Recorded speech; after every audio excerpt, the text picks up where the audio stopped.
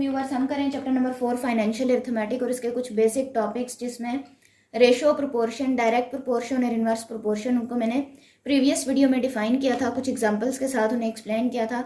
अगर आपने अभी तक वो वीडियो नहीं देखी तो इस वीडियो के डिस्क्रिप्शन में आपको मिल जाएगी, आप वहाँ पे जाके देख सकते हैं और इस यूनिट के बेसिक कॉन्सेप्ट्स को क्लियर कर सकते हैं। आज उन्हीं टॉपिक से रिलेटेड कुछ क्वेश्चंस और कुछ एग्जांपल्स मैं आप लोगों को करवाऊंगी, जिसकी मदद से आप बाकी के क्वेश्चंस आराम से सॉल्व कर सकेंगे। अगर आप इस चैनल पर नए हैं तो चैनल को सब्सक्राइब कर लीजिए। वीडियो पसंद आए तो उसे लाइक कर दीजिएगा, शेयर कर दीजिएगा, कमेंट सेक्शन में अपनी राय का इजहार ज़रूर कीजिएगा, क्योंकि ये मेरे लिए बहुत ज़्यादा हेल्पफुल रहता है अपने नेक्स्ट वीडियोस को बनाने के लिए। सो चलिए शुरू करते हैं अपनी आज की वीडियो। क्वेश्चन नंबर 1 देख लीजिए क्या है। Question number 1 is if A/B is equals to 3/4 and B/C is equals to 5/6 then find A/B/C। ठीक है, आपने A/B/C फाइंड आउट करना है। तो देखते हैं कि हम ये किस तरह से फाइंड आउट करेंगे। सोल्यूशन इसका क्या है, आप लिख लें A/B/C, क्योंकि पहले आपके पास A/B है तो इसकी वैल्यू लिख लीजिए 3/4। उसके बाद आपके पास है B/C, तो वो है 5/6, तो वो वाली वैल्यूज इधर नीचे लिख लीजिए। ठीक है, अब आपने क्या करना है, सिंपल मल्टीप्लिकेशन करनी है और उसका एक प्रोसीजर है कि आप इस तरह से मल्टीप्लाई कर दें।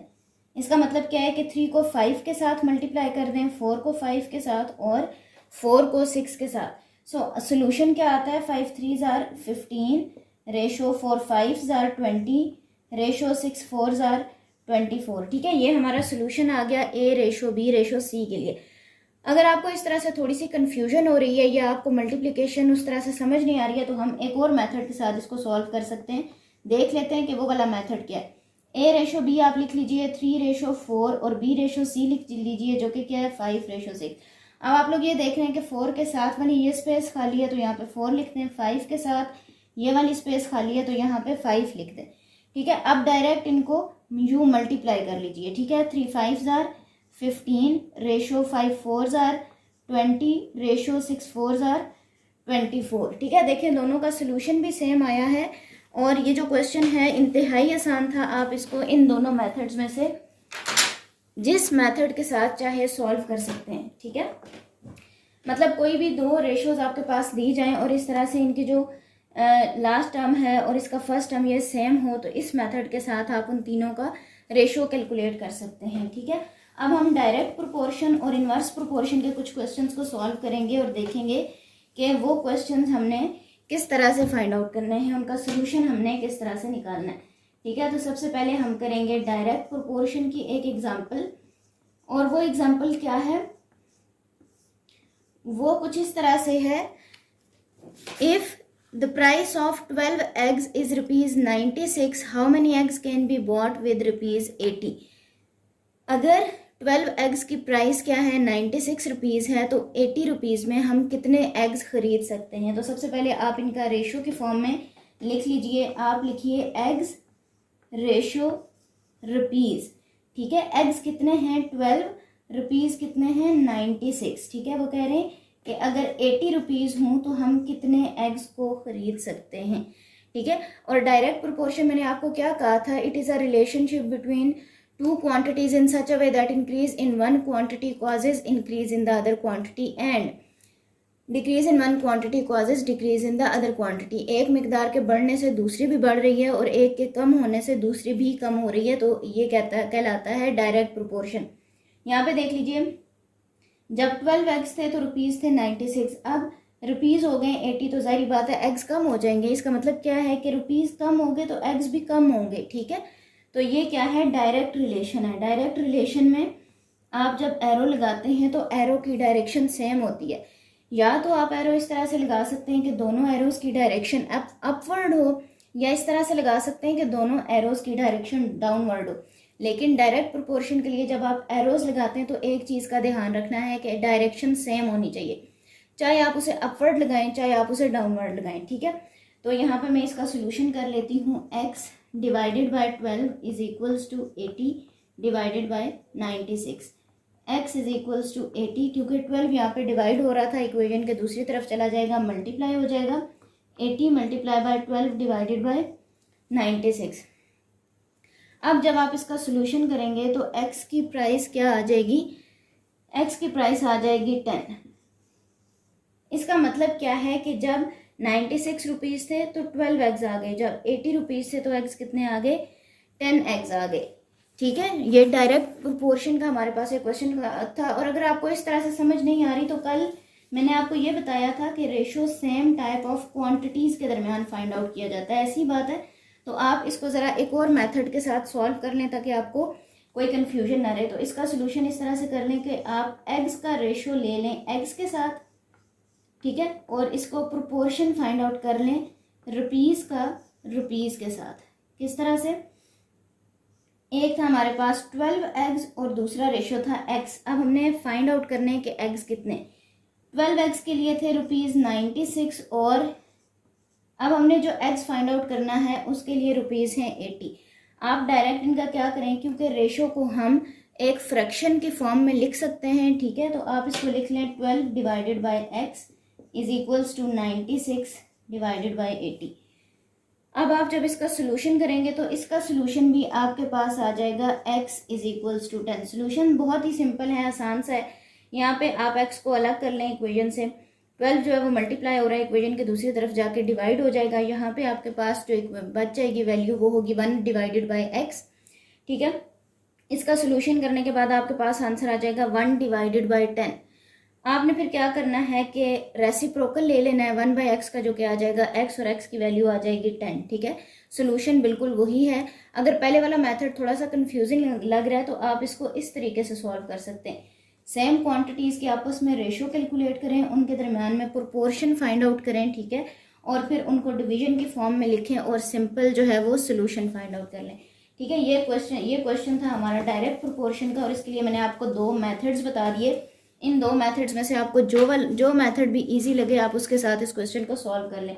नेक्स्ट जो हमारा टॉपिक है इट इज़ इन्वर्स प्रोपोर्शन, और इन्वर्स प्रोपोर्शन भी कैलकुलेट करना इंतहाई आसान है, इसमें कुछ भी मुश्किल नहीं है, ठीक है। इन्वर्स प्रोपोर्शन में सिर्फ आपको एक चीज़ का ध्यान रखना है कि it is a relationship between 2 quantities in such a way that increase in one quantity causes decrease in the other quantity, और decrease in one quantity causes increase in the other quantity. मतलब क्या है इस बात का मतलब ये है कि एक मिकदार के बढ़ने से दूसरी कम हो रही है या एक के कम होने से दूसरी बढ़ रही है।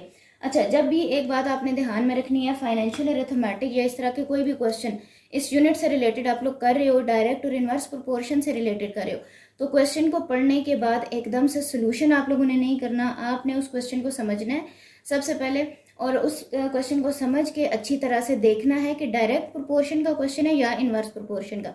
अगर आप क्वेश्चन को नहीं समझोगे, एकदम से आपने रेशो लिखी फ़ौरन से सोल्यूशन कर दिया, तो मे भी आपका क्वेश्चन ठीक ना हो, ठीक है, क्योंकि जब हम एरोज लगाते हैं ना तो एरो की डायरेक्शन ये डिसाइड करती है कि अब आपका सोल्यूशन सही होने जा रहा है कि गलत होने जा रहा है। अगर आपका डायरेक्ट प्रोपोर्शन होगा, दोनों एरोज की डायरेक्शन सेम होगी, या तो अपवर्ड या डाउनवर्ड।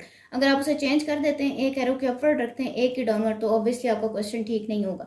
इसी तरह से जब इन्वर्स प्रोपोर्शन है तो तब एरोज की डायरेक्शन इस तरह से आती है कि एक की डायरेक्शन अपवर्ड होती है, दूसरे की डाउनवर्ड, ठीक है। तो आपने इस चीज़ को ज़हन में रखना है, क्वेश्चन को समझ के अच्छी तरह से पढ़ के उसके बाद आपने सोल्यूशन करना है।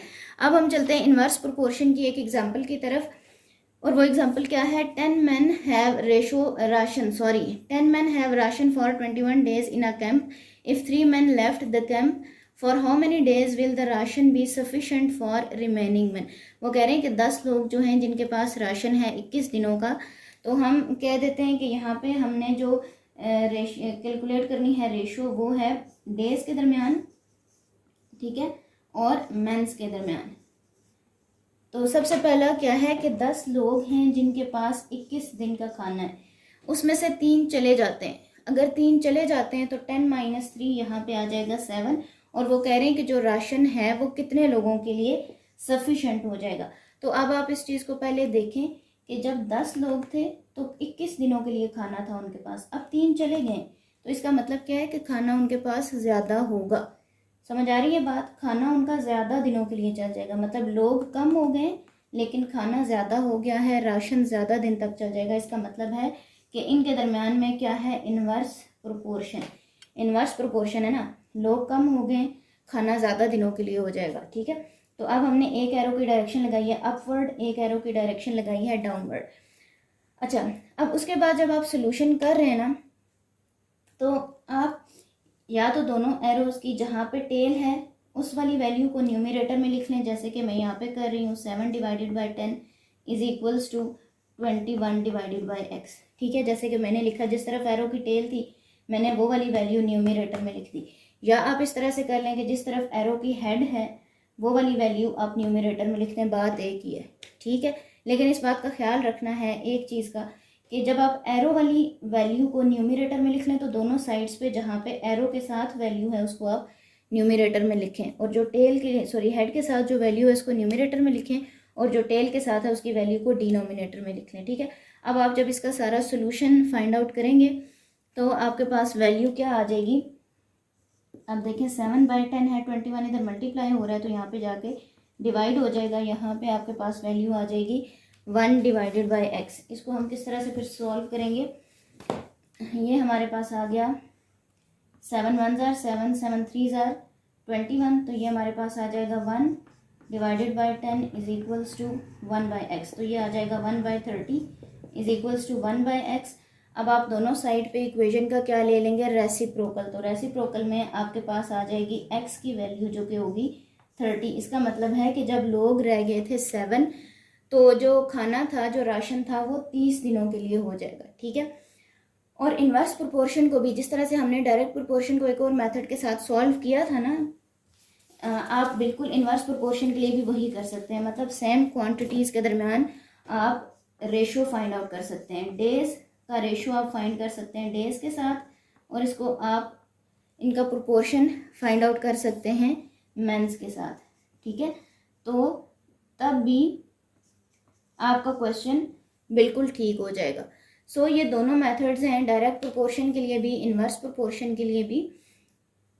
और अगर आपको ये मेथड्स समझ आ गए हैं, अगर इनसे रिलेटेड आपने क्वेश्चंस अच्छे से कर लिए हैं तो कमेंट सेक्शन में ज़रूर बताइएगा। आई होप कि आपको ये वीडियो बहुत पसंद आई होगी, और कमेंट्स में अपनी राय का इज़हार ज़रूर कीजिएगा। अगर इस चैनल पर नए हैं तो चैनल को सब्सक्राइब कर लीजिए, वीडियो पसंद आई तो उसे लाइक कर दीजिएगा, शेयर कर दीजिएगा, और आपकी राय मेरे लिए बहुत ज़्यादा हेल्पफुल है अपनी नई वीडियोज़ को बनाने के लिए, आपके लिए नया कॉन्टेंट लेकर आने के लिए। सो इस चैनल के साथ जुड़े रहिए। मिलते हैं नेक्स्ट वीडियो में। अल्लाह हाफिज़।